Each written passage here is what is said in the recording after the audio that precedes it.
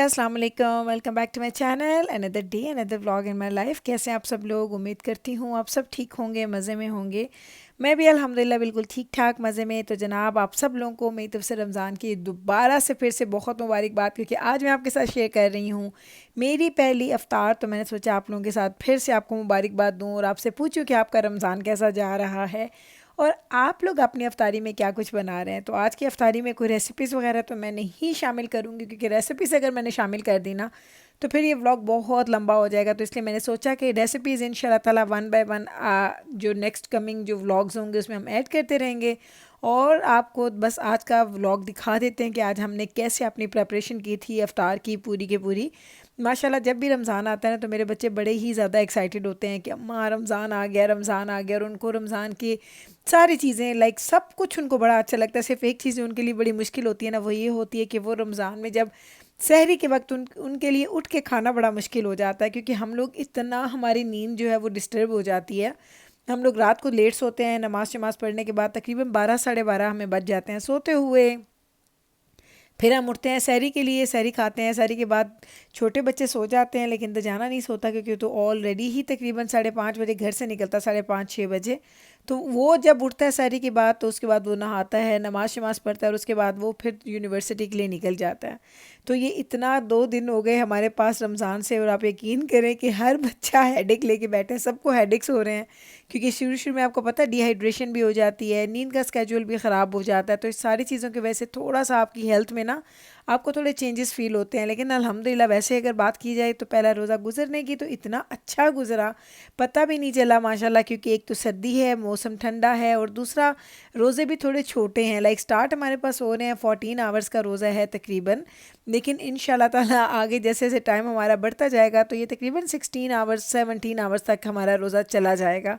लेकिन right now अभी हमारा रोज़ा छोटा है। तो बच्चे जब स्कूल से आए तो बच्चों को इतना ज़्यादा फील नहीं, और साथ ही बस थोड़ी देर उन लोगों ने रेस्ट वगैरह किया, कुरान पाक की क्लास की, होमवर्क किया, और साथ ही मैंने कुकिंग स्टार्ट कर दी। तो जब कुकिंग स्टार्ट हो जाती है ना घर में तो एक तसल्ली सी हो जाती है कि चलो भाई अब बनना स्टार्ट हो गया है।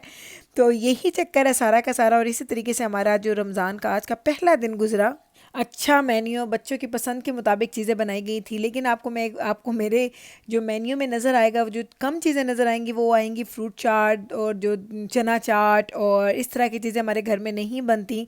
क्योंकि दजाना के बाबा तो मोस्टली डायरेक्ट वो खाना खाते हैं, लाइक जो भी सालन बना होता है वो खाना खाते हैं। लेकिन बच्चों को मेरे फ्राइड फूड इतना पसंद है, इतना पसंद है, और वो कहते हैं हमें रमज़ान का इतना इंतज़ार रहता है कि अम्मा फ्राइड फूड एवरी डे बना के देती हैं। वैसे हमारे घर में बहुत कम बनता है पकोड़े शकोड़े, वैसे तो पसंद सबको है लेकिन बनते ज़्यादा नहीं है। क्योंकि इन चीज़ों में ना लाइक मुझे ये लगता है कि जब आप खाना खाते हैं तो उसके बाद आपका दिल नहीं करता।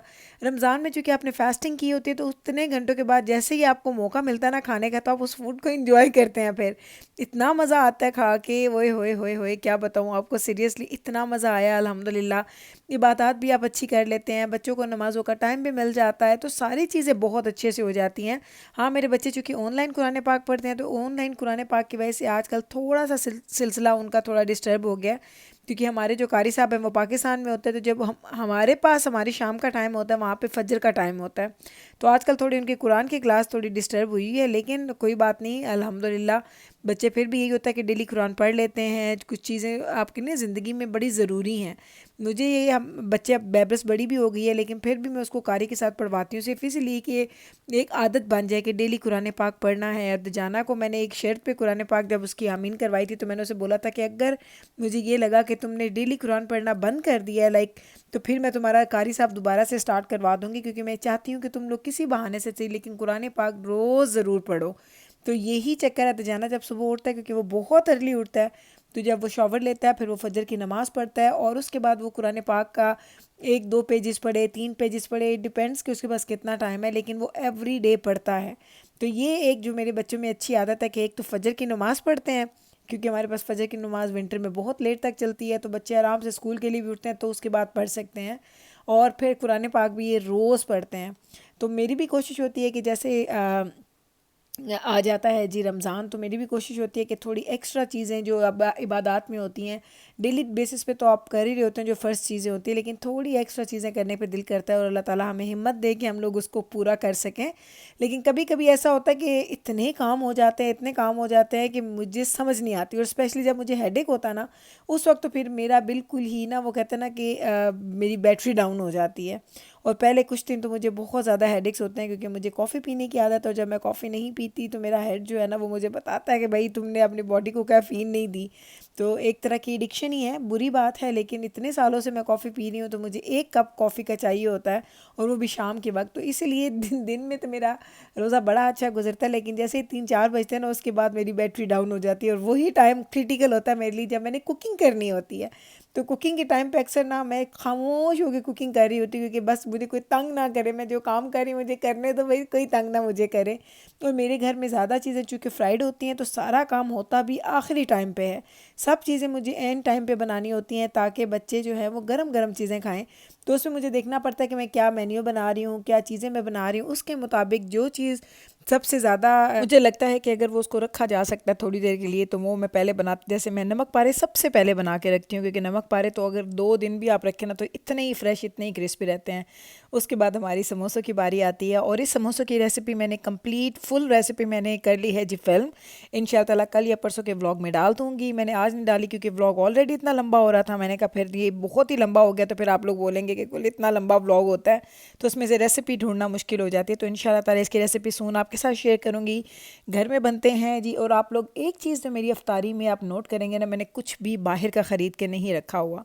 लाइक सब कुछ, इवन मैं कभी बूंदी वगैरह भी बनाऊंगी ना अगर, तो वो बूंदी वगैरह भी मैं घर में बनाती हूँ। लाइक दही फुल्कियाँ बनानी है तो उनकी फुल्कियाँ भी मैं घर में ही बनाती हूँ।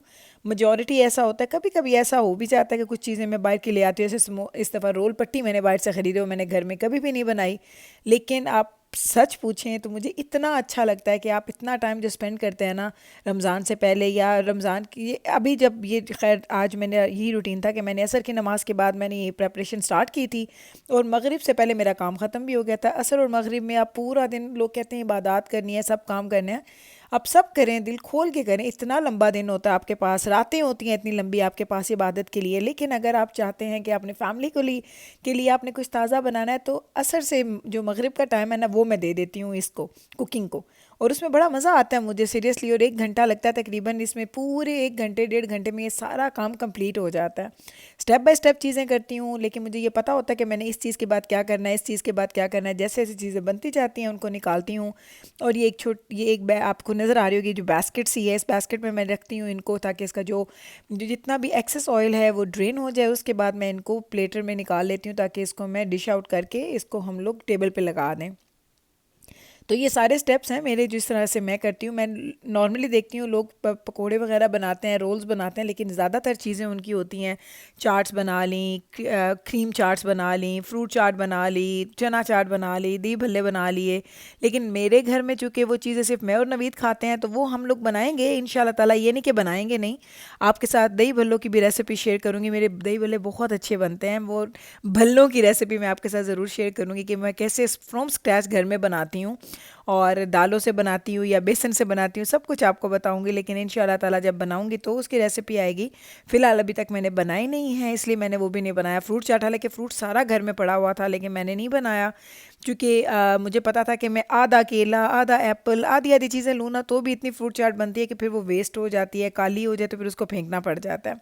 तो मेरे घर का रूटीन तो जो है वो आपके सामने है, आपके सामने मैं इसलिए चीज़ें बना रही हूँ ताकि आपको पता चल जाए कि हमारे घर में इफ्तार नॉर्मली कैसा होता है। और अल्हम्दुलिल्लाह अल्लाह ताला इस महीने में इतनी बरकतें डालते हैं, इतनी बरकतें डालते हैं कि जितना आप सोचते हैं आप उससे भी ज़्यादा काम करते हैं, और आप थकते नहीं हैं उस तरह से। रूटीन में इतने काम करो ना, आपको पता चले आपने 6-7 चीज़ें किचन में खड़े होकर बनानी है, तो आपको सोच की थकावट हो जाती है। लेकिन रमज़ान में अल्हम्दुलिल्लाह अल्हम्दुलिल्लाह आप इतना काम करते हैं। सच मैं ये तो नहीं कहूँगी कि बिल्कुल ही थकावट नहीं होती, थकावट होती है, लेकिन उस थकावट के साथ एक खुशी होती है कि आपने सब कुछ टाइम पे बना लिया। घड़ी की सुइयों के मुताबिक आपने सारी चीज़ें बनानी होती हैं। तो अल्हम्दुलिल्लाह अल्लाह का बड़ा करम है, अल्लाह का बड़ा एहसान है, सारी चीज़ें अच्छे से हो गई।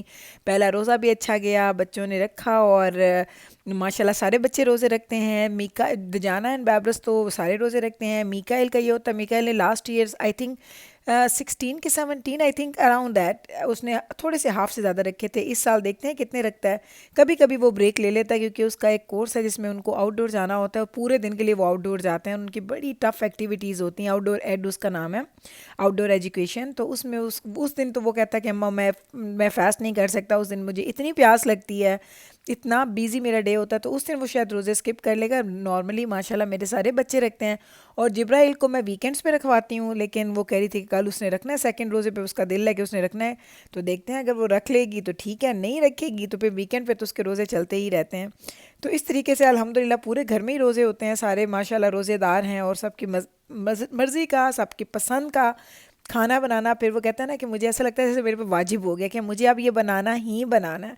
जितनी खुशी मिलती है ना फिर जब बच्चों के चेहरे पे मैं वो खुशी देखती हूँ इफ्तार के वक्त, अल्लाह सच वो इतने खुश होते हैं, कहते हैं अम्मा हम तो, हमारी ख्वाहिश है कि पूरा साल रोज़े रह जाएं। यानी उनकी ज़रा बातें आप चेक करें। तो जनाब पहले आपके सामने मैंने बनाए नमक पारे, फिर मैंने आपके सामने बनाए जी समोसे, समोसे के बाद मैंने रोल्स फ्राई किए, रोल्स के बाद अब मैं बना रही हूँ जी रेगुलर जो मैं मिक्स बनाती हूँ पकोड़ा मिक्स, वो पकोड़े बन रहे हैं। और इसके बाद अभी हमें चिकन के पकोड़े भी बनाने हैं क्योंकि इस दफ़ा का मेन्यू में मैंने चिकन के पकोड़े भी रखे हैं क्योंकि मेरे बच्चों को अच्छे लगते हैं। तो मैंने सोचा कि डेली से ही थोड़े से ही लेकिन वैरायटी में मैं वो भी साथ साथ बना दिया करूँगी। बड़े मज़े के मैं चिकन पकोड़े बनाती हूँ, सीरियसली आप खाएँ ना, आप उंगलियां चाटते रहने, इतने मज़े के बनते हैं। खैर मैं सच बताऊं तो मुझे लगता है कि जितना भी ये सारा फ्राइड फूड है ना मेरे से बहुत अच्छा बनता है। कुछ लोगों से फ्राइड फूड इतना अच्छा नहीं बनता, मेरे से बहुत अच्छा बनता है। पकोड़े ले लें, समोसे ले लें, रोल्स ले लें, ये सारी चीज़ें मैं अच्छी बना लेती हूँ। हाँ, मुझे जहाँ पे थोड़ी कमी फ़ील होती है ना, इस तरह कुछ लोग होते हैं वो बड़े माहिर होते हैं बेकिंग में, मुझे बेकिंग बिल्कुल भी नहीं आती। लाइक मैं बिल्कुल ज़ीरो हूँ। आप ये ना समझिए कि मैं अपनी तारीफ़ कर रही हूँ, मैं अपनी तारीफ़ उस चीज़ में कर रही हूँ जिसमें मैं वाकई अच्छी हूँ, लेकिन बेकिंग में मैं बिल्कुल ज़ीरो हूँ। लाइक बेकिंग मुझे कोई कह देना तो मुझे ऐसा लगता है जैसे किसी ने मुझे सजाए मौत सुना दी है। तो मैं उसमें बिल्कुल ज़ीरो हूँ, लेकिन ये कुकिंग में, फ्राइंग के फूड में, इन चीज़ों में मैं अच्छी हूँ। शुरू से चूँकि बना रही हूँ, शायद ये रीज़न है कि अब वो आहिस्ता आहिस्ता आपको आदत हो जाती है, आपको अच्छा आपके हाथ में जायका भी आ जाता है। और जब आप दिल से चीज़ें बनाते हैं ना तो कसम से सब चीज़ें अच्छी बनती हैं। और रमज़ान में तो शायद अल्लाह की तरफ से भी होता है कि इसमें ज़्यादा ही कोई टेस्ट आ जाता है, आप ज़्यादा उन चीज़ों को इंजॉय करते हैं। तो जनाब देख लिया मैंने आपके साथ इतनी डिटेल के साथ अपनी प्रेपरेशन का पूरा टाइम, लाइक मैंने तो जब से प्रेपरेशन स्टार्ट किए तब से आपके साथ मैंने व्लॉग शेयर किया है। और ये है जी फाइनल टेबल का लुक, जो हमारी आज की अफ्तार टेबल रेडी है। आपको दिखा देती हूँ, करीब भी लेके जाती हूँ कैमरा ताकि आप देख लें कि क्या क्या बनाया और कैसे कैसे मैंने इसको सेट किया है। अभी बाहर देखिए अच्छी खासी रोशनी है और अफ्तारी में सिर्फ और सिर्फ 8 मिनट रह गए हैं। तो जल्दी से आपको दिखा दूँ इससे पहले कि फैमिली आके बैठ जाए। तो देख लें जनाब हमारे समोसे, घर के पंजाबी समोसे, लेकिन आलू के समोसे मैं बनाती हूँ, वो समोसे रेडी हैं। नमक पारे हमारे रेडी हैं। क्या मज़े के नमक पारे बने, मैं आपको बता नहीं सकती, इतने मज़े के क्रिस्पी। साथ में हमने बनाए हैं जी चिकन पकोड़ा। चिकन पकोड़ा भी आपको इस रेसिपी बताऊंगी तो आप ट्राई करेंगे, आपको खुशी होगी, बना के बहुत अच्छे बनते हैं।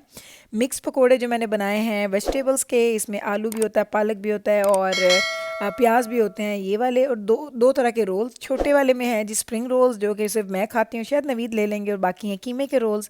यहाँ पे हमारी चटनियाँ जो हमने कल बनाई थी वो चटनियाँ भी पड़ी हैं, खजूर है और साथ हमने दही पुदीने की चटनी भी बनाई है। और जो इसका बादशाह है जी रोज़े की अफ्तारी का, वो है जी हमारा रूह अफ़ज़ा, वो भी रेडी है। तो ये है जनाब हमारी आज की पहली अफ्तारी। उम्मीद करते हैं कि हमारी आज की पहली अफ्तारी और इसका मेन्यू आपको अच्छा लगा होगा। अभी लेती हूँ आपसे इजाज़त, मिलूंगी कल आपके साथ। टेक केयर जी, अल्लाह हाफिज़।